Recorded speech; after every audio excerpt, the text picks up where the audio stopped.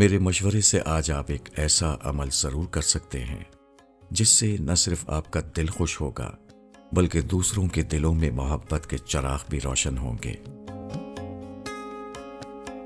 آج آپ بغیر کسی ذاتی فائدے کے، بغیر کسی غرض یا مفاد کے اپنے کسی پیارے دوست کو کال کریں،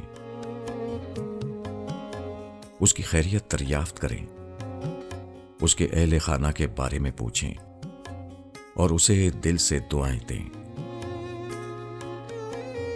سچ مانیں کہ یہ چھوٹا سا عمل نہ صرف آپ کے دل کو سکون بخشے گا بلکہ آپ کے دوست کے دل میں بھی آپ کی قدر و منزلت کو بڑھا دے گا۔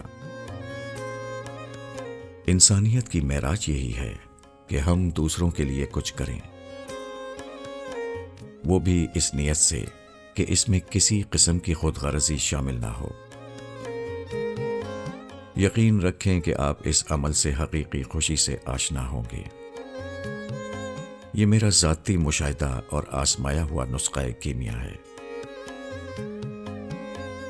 یقین جانیں اگر آپ دن کا آغاز اس نیک عمل سے کریں گے تو آپ کی صبح خوشگوار ہوگی اور آپ کا سارا دن مسرت و انبساط کی کیفیت میں رہیں گے۔